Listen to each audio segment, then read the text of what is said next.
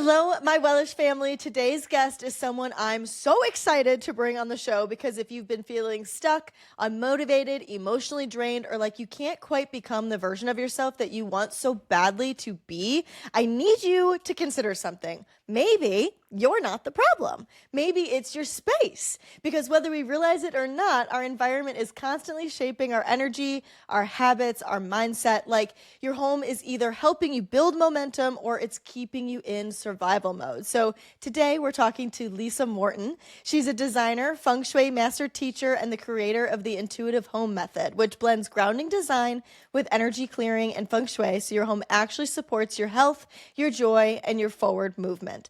Lisa spent over 20 years transforming homes and businesses all over the world, and she's even designed interiors for luxury private aircraft, which is honestly iconic. But what I love most about her is that she's not just here to make you feel like your life has to be spotless and Pinterest perfect to be aligned. She's a recovering perfectionist too, which makes her the perfect Wellish guest. Lisa also hosts the Feng Shui Living podcast, and she's the author of She's the author of Aligned at Home, a book all about creating a high vibe home that reflects who you're becoming without making it another thing you have to be perfect at. So if you're someone who wants to romanticize your life, step into your next era, and build a home that feels like it's on your side, this episode is for you. Lisa, welcome to Wellish. I'm seriously so excited to talk to you about this. Oh, Sarah, thank you for having me. I'm so excited to be here. Yay. Okay, absolutely. I want to know, let's start at the beginning. I want to know how you got into design in the first place. I grew up, my mother was very fancy, right? And she loved to rearrange and decorate. And while I grew up on a farm in Iowa, people think like we milked cows and things like that. It wasn't like that. My mom was kind of the fancy lady. And so I got to be around a lot of that. And I also was very intuitive as a little one. Now as an adult, I look back and I was really tweaking and adjusting my space to make myself feel really safe and comfortable. So fast forward, and I'd originally gone to school for communications, realized this is not what I want to do. I want something more creative. And so I went to design school and I just fell in love. I fell in love with being able to make things beautiful and functional. And then I always had this thought in the back of my head, but there's got to be more I can do. I don't know even what that means, but I want to do more. So fast forward, I'd done a little residential design and then got into my aircraft design, which was a really fun time in my life. Yeah, that's so cool. That's where all the perfectionism really, really got tough. 100%. Okay, what I want to know first is where in Iowa? Because my grandma lives on a farm in Iowa. I grew up going to a farm in Iowa, so I very much relate. Yeah, south of Iowa City. Oh, okay. 40 minutes or so. Yeah. Love that. Yes. I went to college at UNI, Northern Iowa, and then my grandma lives outside of Des Moines in Carlisle. So, yeah. Iowa is so, everybody thinks it's just boring and fields and everything. Yes, if you're looking for entertainment as you're driving, there's not mountain ranges and things to look at, but it's so beautiful. The air is so fresh and clear, and you go there. And I still live in the Midwest, but it's just it's different. It is. It's true. I mean, I can picture driving through Iowa and through the hills, and it just looks like a quilt, like all of the fields and stuff. Yeah, it's so good. I love that. Okay, anyway, sorry, I had to know. What was the moment that you realized that the spaces that you live in affect more than just the aesthetics? Like that it's not just about making sure it looks good. It's about health and mindset and momentum and all that good stuff.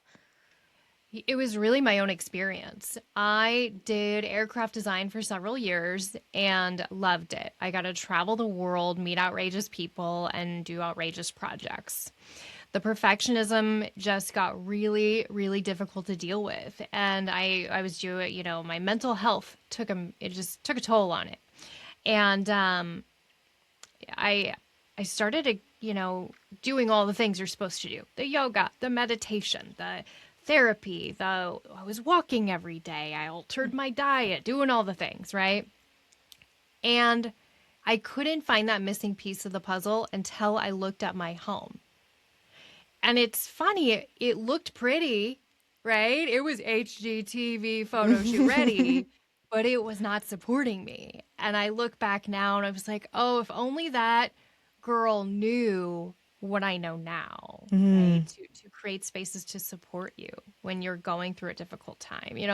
I had a red fabric headboard at the time, and I'm like, no wonder I was stressed and crazy. Oh my God, duh. That's so crazy. Okay, I'm excited to talk to you more about what Yeah. you literally mean about supporting, but I want to know Yeah. first because you keep mentioning perfectionism. So I'm curious what your relationship with perfectionism looked like early in your career. Like, how did that translate? How was it showing up? What were you saying in your head? All the things. So these aircraft interiors, I mean, it was a $40-50 million plane. So you can imagine the expense. It wasn't just a $3,000 carpet, it was a $30,000 carpet. And I had it in my head, I cannot make a mistake. I cannot be the person that makes the mistake on the project. And so I just put so much pressure on myself to do things perfectly, to have everything specced out, to have every detail thought of, to work in depth with all the workrooms, with all the craftsmen. It was just what I put on myself. And I think with it just being, you know, with it being a giant, a big airplane, and also very intense clients, right? They want what they want because money can buy anything and they would just dream up anything. Well, we have to remember it's a tube flying through the sky. There's strict regulations. They're all, it's very limited what materials you can use. They have to meet strict burn requirements. And sound absorption, and a plane flexes and moves. There's so much, can't just pick anything you want because you want it. So it was a lot of stress, a lot of pressure. And I always kind of joke that being the child of the 80s and 90s, no, we didn't sit around and talk about stress reduction techniques or how to handle our mental health. So I really found myself going to the doctor one day because I thought I had a heart condition. I had no idea what stress or anxiety really was. It was very eye-opening. I really thought I had a heart condition. That's crazy. Yeah, that it's crazy. Like it's crazy what awareness does, Like just the fact that like now that we're aware of the stress and the anxiety and what that does to your body, that you could totally think there is something medically Oh wrong my with gosh. you. I remember my doctor being like, sweet, we talked for a while. She did all kinds of tests and she's like, sweetie, I think you have anxiety. She's And like, I honey, you're just, anxious. yes, yeah, right. And also the way she said it too, I burst into tears because I felt seen Yeah. in a way Oh, no that I way. didn't feel seen before. Oh, I love that. Okay, love It's so that. weird. I had this epiphany just now as we're talking. Like, Yeah. Yeah, literally. Okay, well, so when did you decide that like you can, because obviously like it's a big job, you have pressure on you, it's important that you do well. So like when did you realize that you can aim for doing things well, but that you're okay? I ended up actually having to leave that job. My mental Okay. health was just in the toilet. We'll just say it. And I was like, I've tried everything and I'm just not well. I need to regroup. So I actually left that job. My husband and I had this interesting opportunity to move to a new state, a new city, and just start fresh. And we're like, okay, let's try that. So I really started exploring this. We had a new home, a fresh new palette, right? A fresh new environment. So I'm like, okay, how am I going to explore this? And actually, something very important. Right around this time, I had some Reiki energy healing done on myself, and I found it to be incredibly helpful. It was huge for me. So I'm like, oh, I'm going to study this. I'm going to practice this and learn this. I know nothing about this. It's very woo to me, but I'm going to try. And I instantly fell in love. And within a year, I became a Reiki master. So then I'm like, okay, we have this energy system and energy flowing through our body. Now there's got to be something with your home. And that was really what put me into studying this beautiful work of creating an environment that supports you, whether you need creativity and joy and laughter, or you need grounding and serenity and peace, or something in between. I love that. Okay, that's so cool. So, is that like when was the intuitive home method born? So that's actually a new thing. So I've been doing feng shui for over 10 years now. I've been trained in it. I became a master teacher a little over a year ago, which was really just a huge bucket list item for me. It's just 10 years of study and training with my teacher and practice. And I've been doing all these consultations for a very long time. And I noticed this repeating pattern that some people want a little more hand holding, right? I have some clients, I send them the full report, here's a video, and blah, blah, blah, and they implement and they're great. But then you have these people that want a little more, that want your support, that want to know they're doing it right, or that want to know they're going in the right direction, and a little longer term, working together. So I created the intuitive home method, and that's 30 days of working one-on-one. We dive deep into the feng shui of your space, and you get a full report, but it's also releasing. It's also just opening our eyes to what our home looks like, what it's saying, right? Because it's always influencing us whether we realize it or not. It's telling us who we are, what's important in our lives, what's important to us, and also who to be tomorrow. 100%. So, in simple terms, it's like a program that helps you build your home to be as most in alignment with you as possible. Yes, to really open your eyes and see it with fresh eyes and explore how your home is affecting you. How can we tweak this? What can we release from our space? That could be decluttering. That could even just be removing one really intentional thing. Then we get into the feng shui. I do a full assessment. And then the last part is really, I call it activation. And that's really, it's how to stay the course, right? We have all these ideas and plans. How are we going to maintain? What practices are we going to implement so we stay on this good path? Oh, Lisa, this is so cool. I'm so excited about this. I want to know, so what does an aligned home mean? Or maybe a better question is like, how do you know when your home is not aligned? Well, you're going to feel stuck, stagnant, frustrated, angry, irritable, some of those things, right? Just in your life? Just in your life, or it could be, you're going through a lot of illness. I have a lot of clients. I can't sleep. I'm going through a divorce and I'm stressed out and I'm upset. I'm struggling with an illness.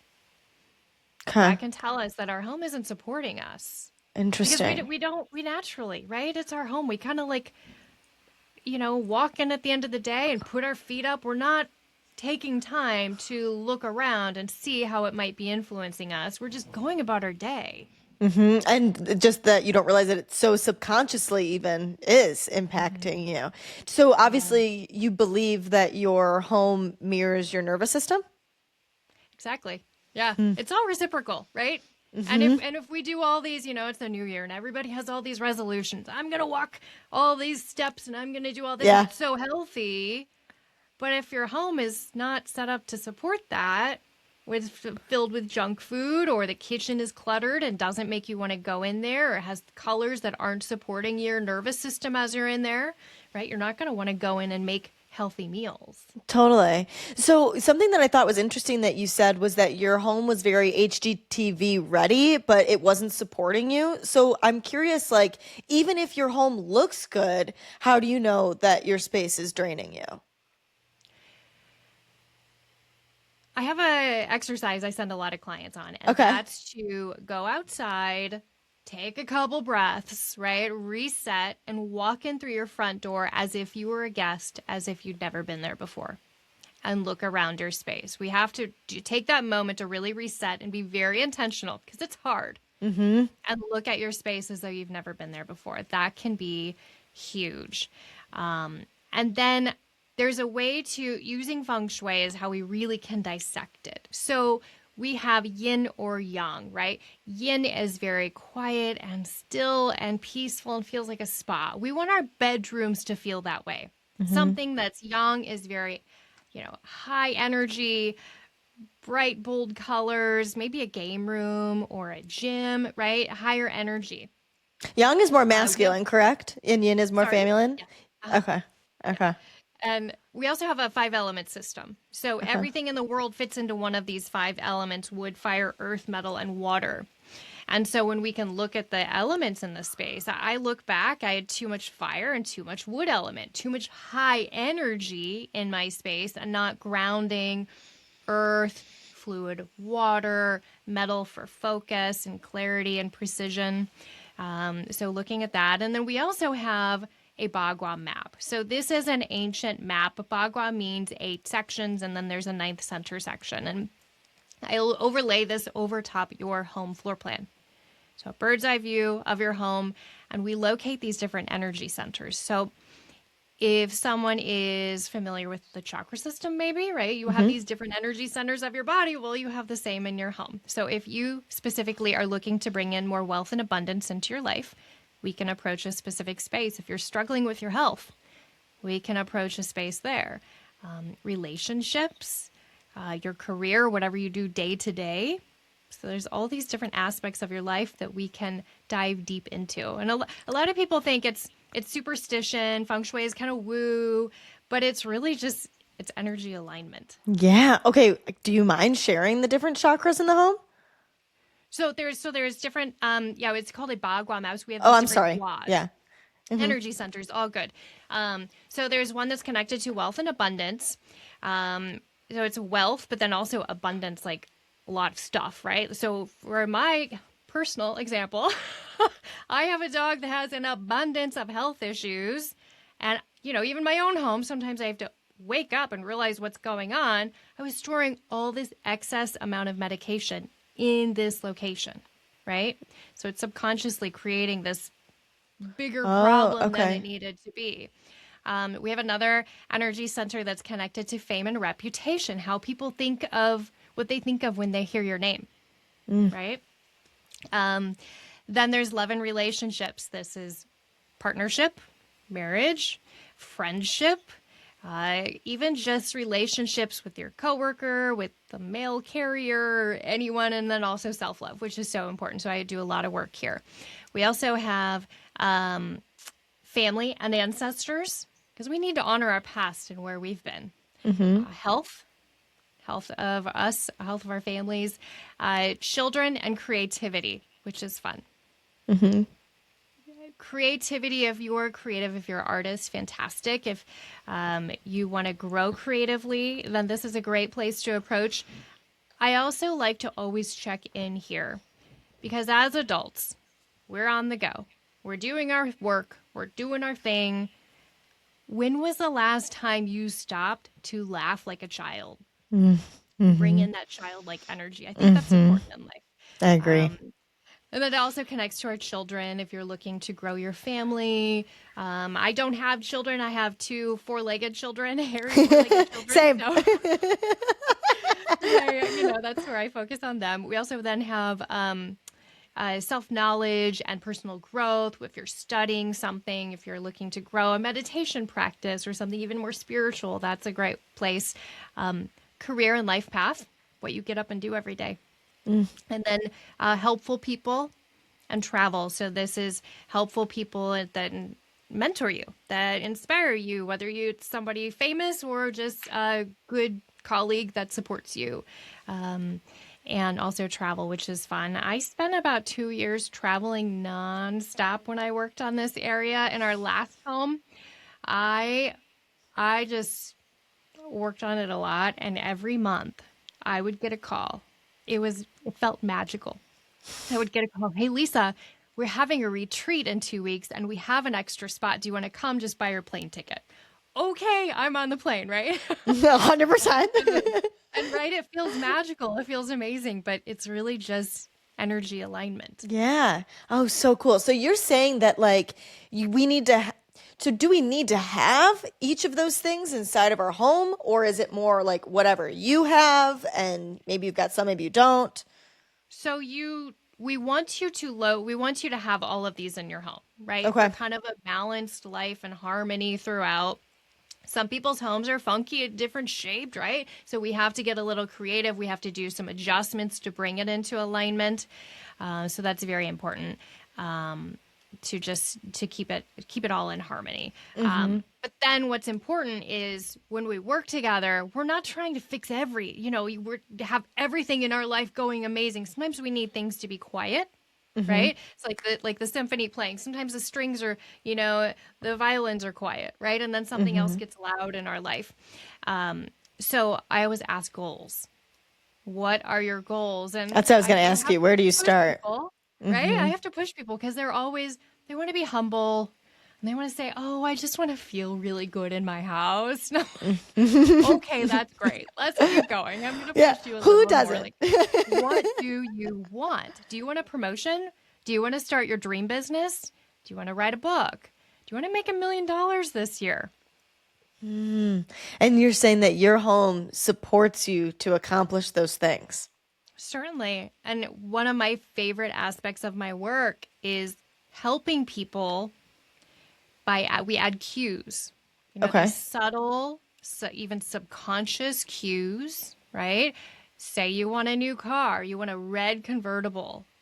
So it might be kind of weird. Well, how are we going to do that? And there's different kind of manifestation techniques I'll pop into, but also just red.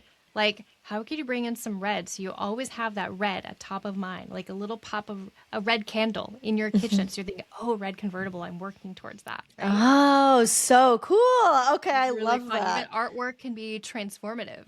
Yeah. I had a woman who her husband started a business and he was working all the time, just working all the time. And we were working on a different project and she was telling me about this and I'm like, let's look at your master bedroom. She's like, yes, I just really want connection with him again. We walked in and the artwork in her bedroom was beautiful, but it was a woman standing all by herself. And if you looked at the painting, she even looked a little sad. So we swapped that out. I mean, she's telling herself first thing when she wakes up in the morning, I'm I'm going to alone. be alone today. So we swapped it out Interesting. with a wedding photo of them. So things Love shifted. that. Okay, that's so cool. So I want to know all about the feng shui. Like I'm just so fascinated by that. So what do you think are some principles of feng shui that everybody needs to know? Well, we talked about the yin and yang, right? And I like to tell people, sometimes you'll hear people say, this is good feng shui or bad feng shui. I don't like to work in that way. It's Interesting. not good or bad.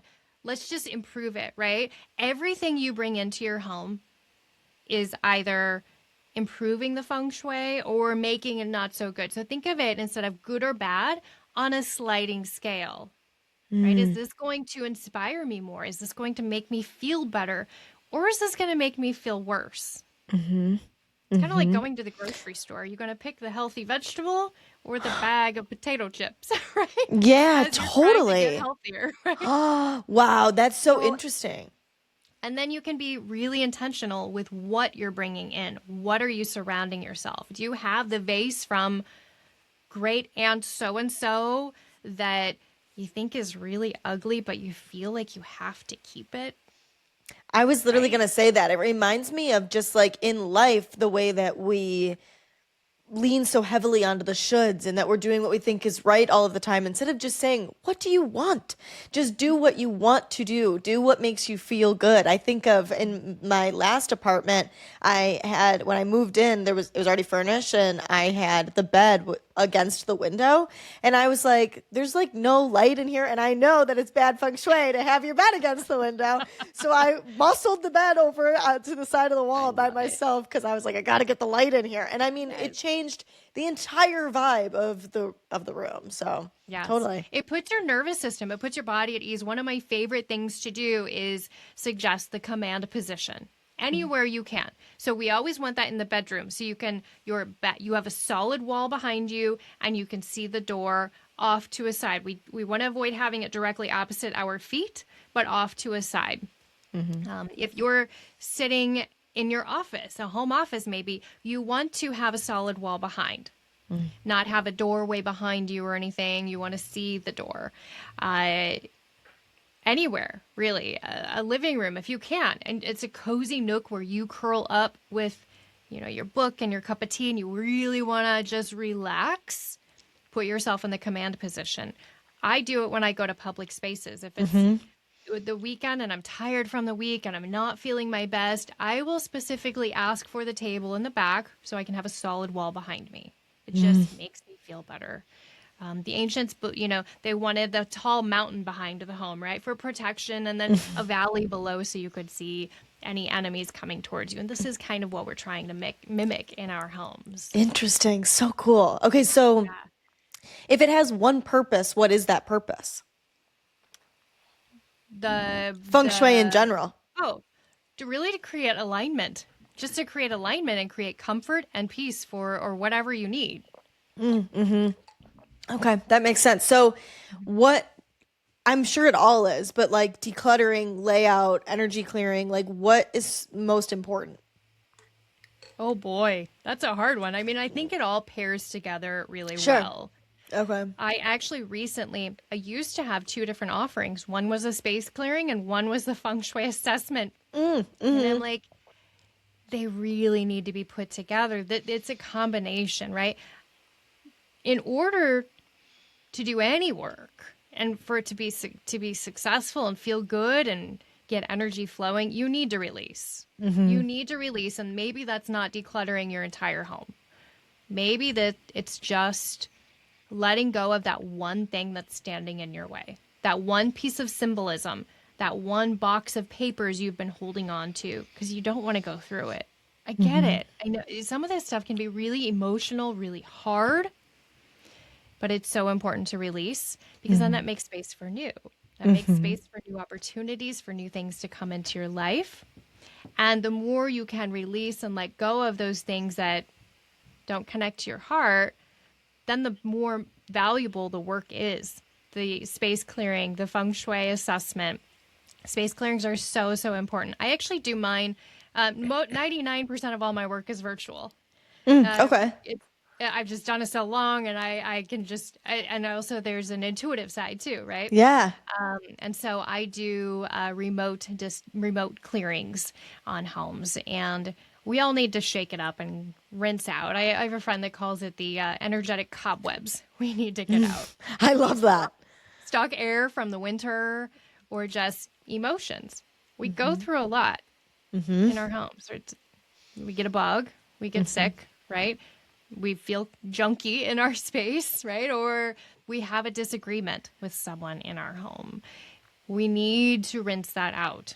That's very important. It's kind of like another layer of decluttering, right? We clear clutter, we rinse out the energy, and then we implement, make tweaks, make adjustments to the environment.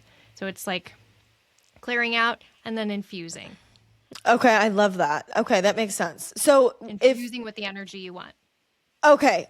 So if you are going to do the decluttering, like my, not you brain, like says like that it's just like throwing stuff out, like that it's just like clearing out your closet and getting rid of stuff. But I assume that you mean more than that, or do you not? Is it as simple as that? I love to thrift. I'm a big believer that Same. one person's trash is another person's Same. treasure. I've refinished some fun pieces of furniture that people put out for a garage sale for like $2. Right? Yep. Find where you can like get rid of things. Please don't just throw it in the landfill. Donate to a charity, a shelter. If you belong to a church or a school, that could be a great place. Reach out in your community. Even just ask your neighbors. I've had clients that get rid of things because they're like, oh, we realize they don't need this. I actually had a woman who had a broken lamp. And we were talking, and she's like, oh, it's been here for like 2 years, and I'm going to get it fixed one of these days. well, it's been 2 years. You're probably not going to fix it. But she had this really handy neighbor guy. And he was like, oh, I'll fix it and then I'll keep it. And she gave it to him. So I think also when we know things aren't going to the landfill, because they did bring us joy at one time. We need to remember that. So honor it, give it away. I love that. And also think about, I had a conversation with a guy earlier this week. Do you need 7 coats in your closet? That's me currently. Well, 3 do. I have a coat problem too. Yeah. We got on this topic, but there are people out there that don't have a coat. So that's something to think about. Could you pare down? I love that. Okay. So if you keep saying building a home that supports your life, can you paint me a picture of that? Like whether I don't know if it would be easiest to do it by like picking a personality trait and how to build a home based on that, or like what, but I would love to understand that more. So let's say, I'm trying to think of a few examples here. Let's say you're looking for a job promotion and you're feeling stuck in life. I would come in, and of course we'd want to know what we can get rid of, what's bringing you this stuck feeling. We do an energy clearing, but then we look at the feng shui. The front door is so, so important. The front door is considered the mouth of qi, where energy flows into our home. So it's important that this space, number one, is used, because so many people use their back door or the garage. They don't use the front door. I actually had a client who put it was beautiful, but it was a cabinet. And it was an older home. The door didn't work very well. But like literally had it blocked. This is the architectural front door. This is where energy is coming in. It's not coming in through the side door where you have your pile of shoes. So yes. Come up with a way to use it. We tell you to use the front door every day if you could. Walk the dog through the front door. Get the mail through the front door. Go on your daily walk through the front door. Set up a routine. These routines help us get into this habit. So that would be important. I'd also be interested in looking at your home office, or if you go to an office, see if maybe we could implement some things. I mean, I even worked in a cubicle one time, and you can believe I took a money tree in with me, and I took a table lamp in with me, and I had different things around, and my plants and things. And I'd also want to know if you are honoring your past, and awards and certificates and diplomas and anything through your work that has made you feel good, because we really want to show that, because then it will bring that energy to receive more, to get that promotion, maybe the confidence to ask for that promotion. Interesting. Yeah. Okay. Go ahead. Did you have Sorry. a question? No, I was I just think it's so fascinating. So like, I think that what do you think most people don't realize, like that they have like in their home that is, I don't want to say bad feng shui because it's a scale, but that isn't serving them necessarily? I wish people understood just how powerful their home is. Sure. We're neglecting this power that we have, or we're just not realizing the power we have. Another space I love to focus on is the centermost area of your home. Okay. So if we apply this bagua over our floor plan, the centermost area, so if you're looking at a bird's eye view or a floor plan drawing, the centermost area connects to all the other energy centers. So if you do nothing else today, go home and find this centermost area of your home and just love on it. Maybe that's bringing in a fresh bouquet of flowers, or getting a house plant and placing here. That could be checking that the light bulbs aren't burned out. The floor is swept. It's nice and tidy. If it's a closet, make sure there isn't overflowing with stuff. Keep it organized. Keep it nice. Just show this area love, and that energy will radiate out. Easy peasy. It sounds like it's so intuitive. Like, do you think that you need to know all of like the feng shui rules in order to figure it all out? I mean, probably a little bit, but yes and no. I think if you really want big shifts, we have to look at your specific space. Okay. So there's all these rules and tips and advice I can give people, and that's kind of what I do on my podcast, right? It's quick things you can do today or this weekend. But if you really want big shifts in your life, we have to look at your specific layout, your home, because you might live in a 2-story home and have 3 kids and 2 dogs, and there's a hill behind, and there's a pond off to the side, and you and your partner both work from home. While your neighbor lives in a 1-story, and it's kind of an L-shaped, there's no garage, no kids, no pets, and they go to an office every day. And they're, everybody's home is different. Yeah. Their goals are different. Their lifestyle is different. And so it's important to look at your specific space. Okay. So I know that you are just releasing your book. So is that kind of what you talk about then in the book? My book, I'm so proud of it. I just launched it in November, and it's called Aligned at Home. And I wrote this book because years ago, when I was exploring feng shui, just kind of dipping my toe in, I was reading books. I was so thoroughly confused. And that's what I hear from a lot of people, because you might read one book and you're like, okay, this is how I do it. And then you look at another book and you're like, well, this is saying something different, right? There are different schools or sects of feng shui. I kind of compare to like yoga. Some people do vinyasa, some people do ashtanga, right? The goal is the same. But my goal was to write a book so that anyone can have easy adjustments that they can make. There's a lot of experiments in there and even journaling prompts to look at your space with fresh eyes. And then there's a lot of intention. While I was saying it's important to really look at your own space and not compare it to everybody else's, I do believe intention is so, so important. If you do it with intention, it's so much more powerful. I always say make everything a little moment. Make it a ceremony. You might be sweeping the floor, but light a candle. Put on some pretty music as you're sweeping the floor, and think about cleansing and then infusing your home with whatever you want. You might be wiping the counters with a mantra and aromatherapy. It's really being intentional. I have this, so I totally made up a word. I love that. Nestorations, and it's these sweet little moments of tending to your nest, because we often think it has to be like overwhelming things, right? It's just, the nestorations are these little moments. It's taking 1 extra minute when you make your bed and smoothing out the wrinkles. It's taking 1 extra minute and adjusting a trim on a pillow on your sofa. So it just feels really special, right? It's sweet little things, but still have a lot. It really bring a lot of good vibes. It just sounds like it's so packed with love, like that you look at your home just as this like sanctuary that you love and you care for, and you allow to then do the same for you, like allow to nurture yourself. And like I think it as of a sanctuary or a family member.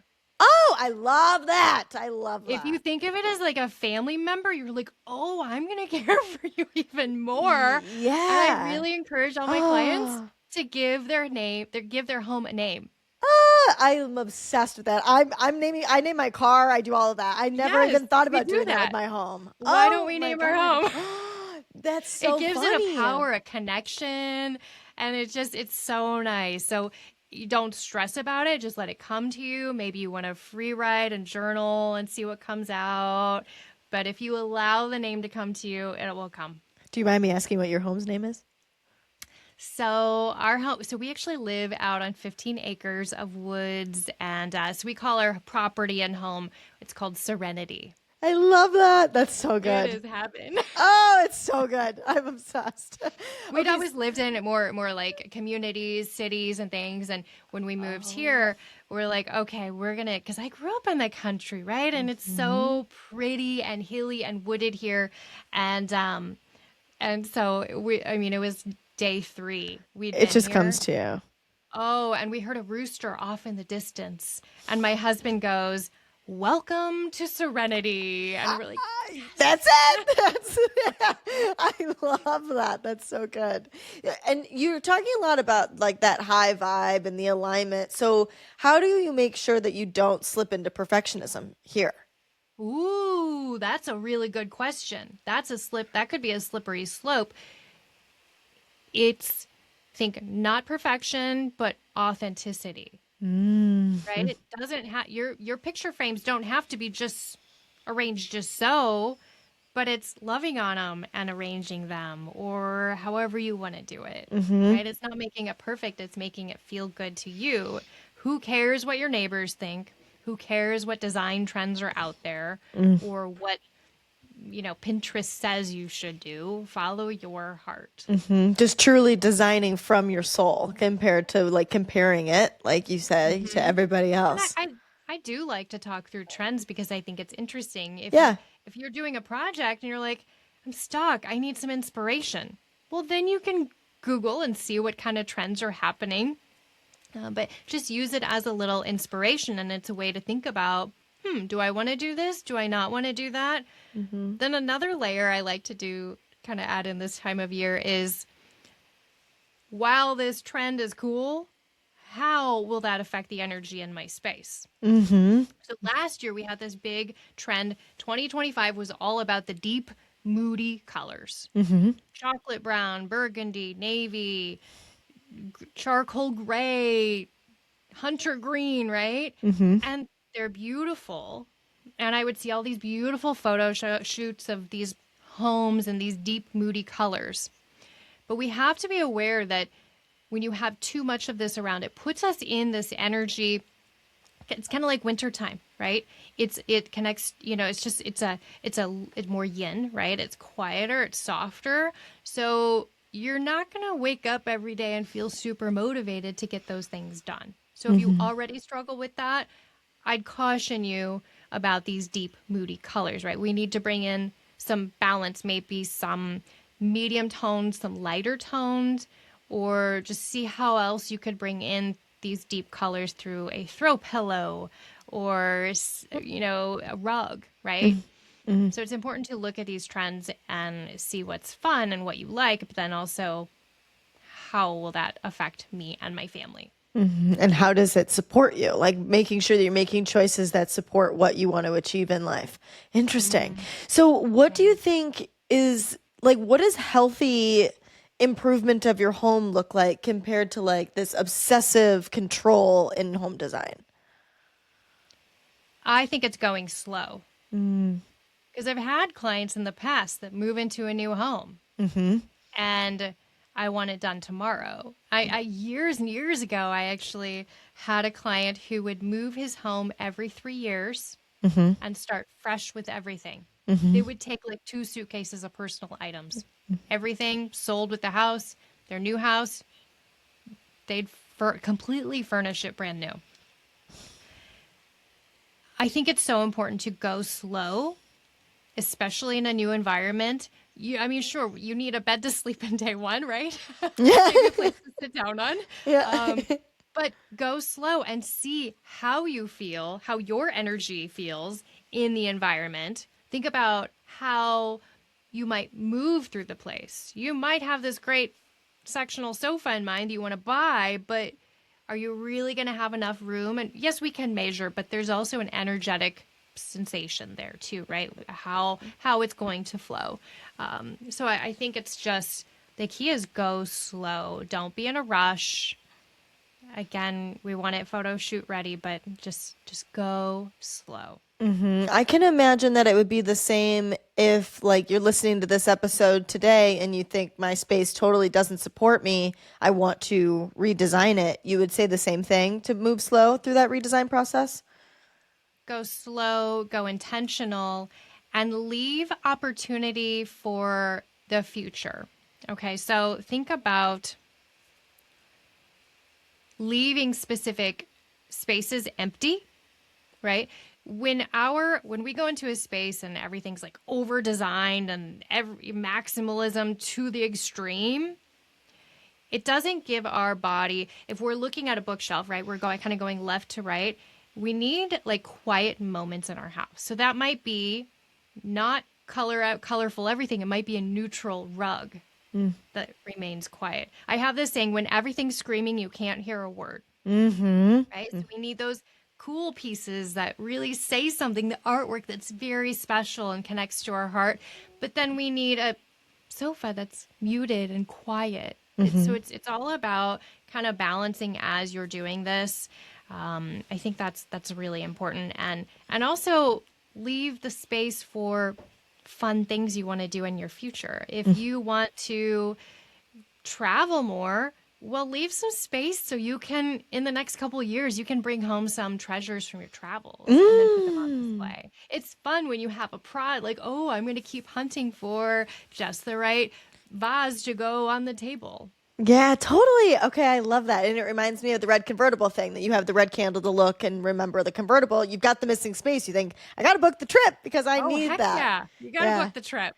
Yeah, that's so cool. How do you teach people to love their home before it's perfect? So, number one is give it a name is really a great way to connect it. I also do what's called a synchro alignment guided visualization with my clients. And this is great, especially if they're moving into a new space, kind of helps you connect. And what we do during this, it might sound kind of woo to some people, but we connect to the spirit of your home. And my clients they might get an actual image of a person. My last home, it was a gentleman, and he looked like Paul Bunyan, and his name was Lumberjack John. I love that. You might get just an essence or a color. It feels pink, right? Or I had someone that got a cartoon character once, right? It's just some sort of essence of that. And that really helps you connect with, ooh, what do I want to bring in? How do I want to make this special? And connect my heart with kind of the home's essence. You saying that right now, I'm thinking about my home, and I just am totally thinking, like, for some reason the name Jane came to my mind, and she's yellow, and she's like a 1920s housewife, and like that's what I think. Maybe not a housewife, but like I'm picturing like Coco Chanel power suit. I love it. I would journal on it and just see what else comes out. Yeah, Just deal. free write and ooh. It's interesting. I don't know why Just that once came to my brain, but it did. now that you know Jane, you can think about, well, what kind of flowers would Jane like? Maybe some yellow, right? So you can, something I love to do is to gift my home with a bouquet of flowers or some sort of nature. And I get the winter blahs, right? I have to work on my space to support me during the winter because I get really cranky during February. Yeah, same. So I have this whole thing. It's like a flower challenge, and I do it. Sometimes my clients do it with me, and I just try and do some sort of nature every week, whether that's just a little bouquet from the store or a big one or a new plant or even just a cutting from a plant, some sort of nature in my home. And it's not for me, it's gifting it to my home. I love I think that. when you gift something to your home, it just takes on it just makes it really special. Yeah, completely. I love that. So you keep saying love on your home. Is that just like, I love that. First of all, like, what is that? Like, paint that picture for me. I love that you're asking this. So a lot of things we can do. When I say love on your home, it doesn't mean these big technical fancy adjustments. It's just kind of those common sense things that we don't think about. A lot of times I send people, I recently recorded a video on my Instagram, and I was like, start at your front door and check for spent light bulbs, right? Light bulbs burn out. We don't even realize it. I mean, now not so much because we have the LEDs, but we don't even realize it. But that broken energy quickly can just blow up and just magnify. And next thing you know, your washer's broken, your dishwasher's broken. What is happening here? So it's those little things: sweeping the floor, vacuuming, adjusting the pillows so they're not on the floor, right? Picking up the dog hair, coordinating.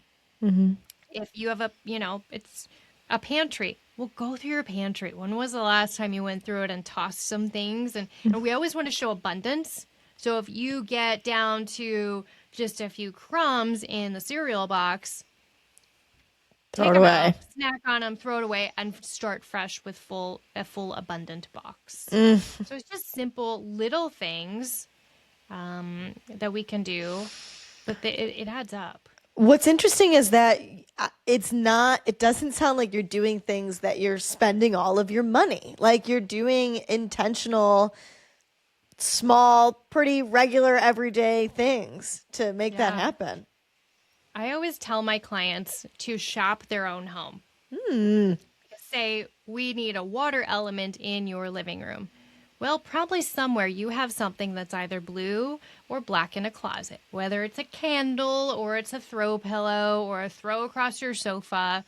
Go around and poke around your house. You probably have a lot of things that you need. Uh, when we because of the five elements are much beyond. It goes farther beyond colors, right? It can be, a water element could be blues or blacks, but also any wavy pattern. Say you don't care for the color blue. I'm not going to force you to have the color blue. We could get a beautiful rug with a fluid, wavy pattern. We'll still bring in that essence. I love that. Okay. There's different shapes, right? If you don't like brown, I mean, brown isn't always the most wonderful, fun color to decorate it unless you really love those chocolate browns. But if you bring in,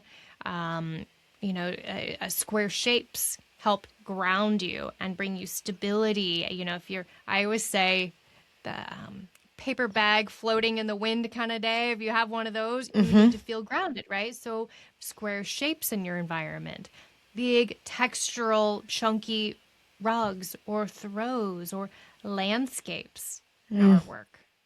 How can someone find this information? Like, where would someone start to figure out, like, okay, I need elements in my home. I'm sorry, I'm going to screw up the word again. It's not chakras. The bagua. How do you have that in your home? How do you have the right shapes in your home? I would say my book.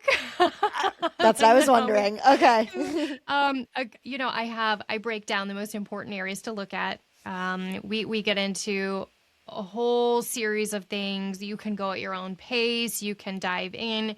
I think it's rather easy to read. It's fun to read. It's enjoyable. I wrote it, so it's a very enjoyable experience. I want you to think deep, but it's going to bring you such good vibes going through the experience. And if you want quick tips, my podcast, it's Feng Shui Living, tips for busy women, because gosh, we're all so busy. But It's true. even, like I was saying, those small things can add up. So I get into Feng Shui, holistic design, all kinds of good stuff there. Sweet, amazing. Do you know what's interesting, I think, about what you do is that I just can so much picture that there is such a correlation between your self-worth and the way that we treat our space and our space treats us. I can just picture it. It just makes such a huge life difference.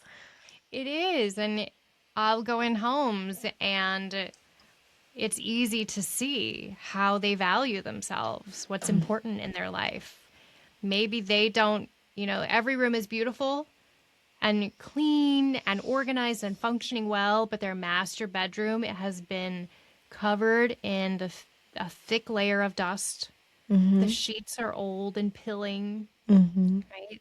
The comforter is 20 years old, and it's like the extras, right, that they didn't want to put in the other spaces, right? That tells us a lot about how we care for ourselves. It's so important to care for yourself, and finding that if I would specifically work with you on the love and relationship squad if this was you, but Yep. it's easy to see what we value.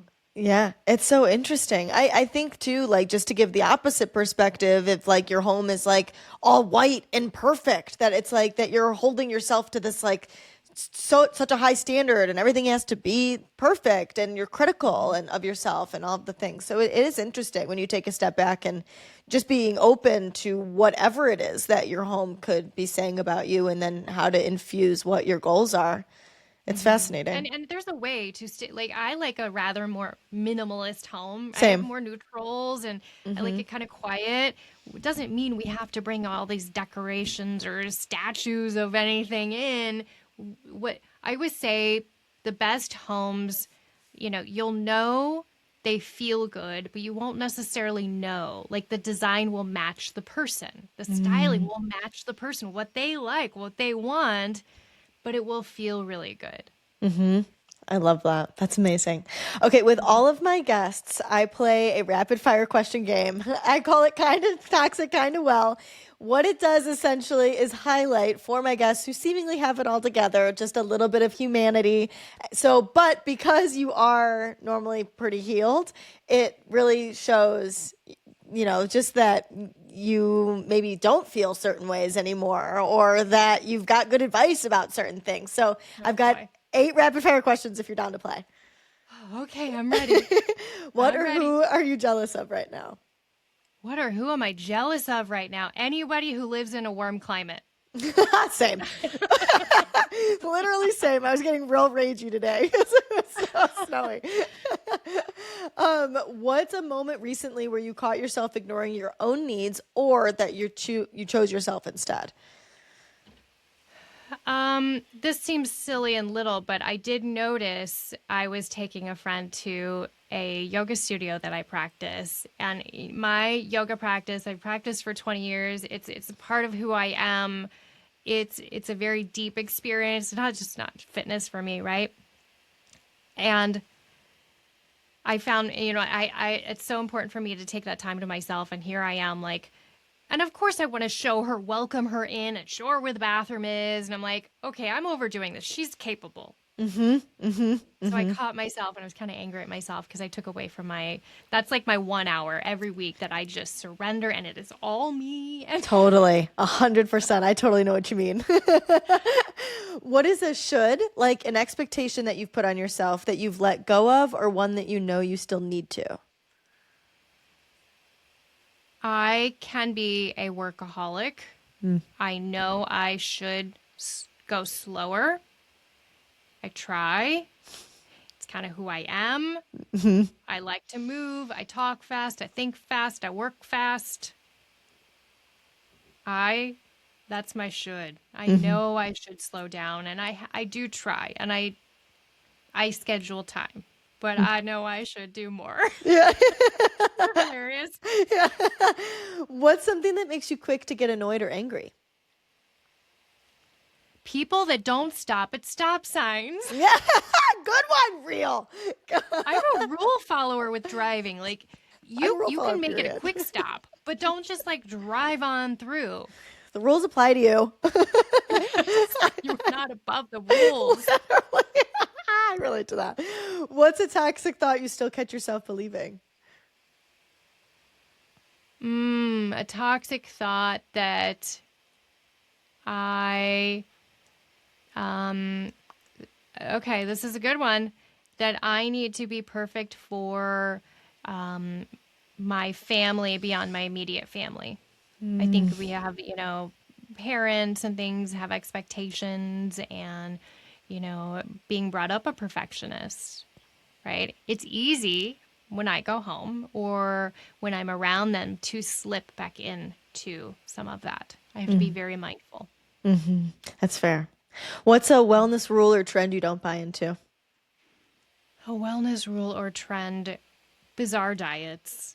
Fair. Good one. Try to eat as much. I mean, I'm a vegetarian. I've been a vegetarian for many years, but I just like variety and color and I have this whole theory. You can eat a donut, but if you eat it with really good energy versus this donut is the best donut I've ever had versus I just ate that donut. I feel so miserable and I'm going to regret it. It's too many calories, right? If you can put it in with really good energy, then who Lisa? cares? Lisa, I'm putting that in my pocket. Oh my God, that's a good one. I'm using that. Maybe that's not good when I'm eating like all of the fast food later. I'm going to be like, yeah, this Taco Bell was so good though. Right? I think sometimes But we I have love to it. splurge. I agree. mean, I agree. I agree. I love that one.